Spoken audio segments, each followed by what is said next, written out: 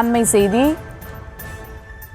கூலி முதல் நாளில் ரூபாய் 170 கோடி வசூல் செய்திருப்பதாக அண்மை செய்தியை தற்போது பார்த்து வருகிறோம். கூடுதல் விவரங்களோடு இணைகிறார் செய்தியாளர் வெங்கட்ரமணன். வணக்கம் வெங்கட்ரமணன், விவரங்கள். வணக்கம். நடிகர் ரஜினிகாந்த் மற்றும் இயக்குனர் லோகேஷ் கனகராஜ் கூட்டணியில உருவான கூலி திரைப்படம் நேற்றைய தினம் நாடு முழுவதும் கைது செய்யப்பட்டது. இந்த நிலையில்தான் கூலி திரைப்படத்தினுடைய முதல் நாள் வசூல் குறித்தான தகவல் என்பது கிடைக்கப்பட்டிருக்கிறது. நடிகர் ரஜினிகாந்த் நடித்திருந்த கூலி திரைப்படத்திலேயே முதல் நாள் வசூல் என்பது 170 கோடி ரூபாய் என்பது வசூலாகி இருப்பதாக தகவல்கள் கிடைக்கப்பட்டிருக்கிறது.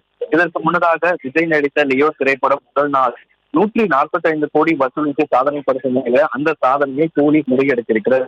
கோலிவுட் தமிழ் சினிமா வரலாற்றில் முதல் நாளில் அதிக வசூல் செய்த திரைப்படமாக கூலி திரைப்படம் சாதனை படுத்திருக்கிறது. ஒட்டுமொத்தமாகவே அந்த திரைப்படத்தினுடைய பட்ஜெட், அதாவது கூலி திரைப்படத்தினுடைய பட்ஜெட்டை 371 கோடி ரூபாய் செலவில் தயாரிக்கப்பட்ட கூலி திரைப்படம் முதல் நாளிலேயே 170 கோடி ரூபாய்க்கு வசூல் செய்திருக்கிறது. தமிழ் சினிமா வரலாற்றில் முதல் நாளில் அதிக வசூலித்த திரைப்படமாக கூலி திரைப்படம் சாதனை படுத்திருக்கிறது.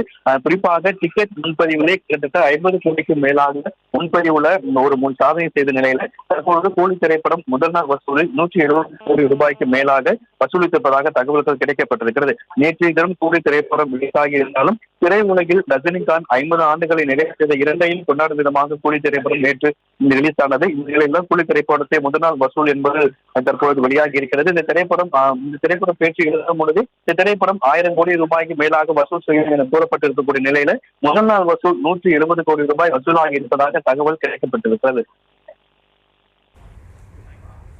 விவரங்களுக்கு நன்றி வெங்கட்ரமணன்.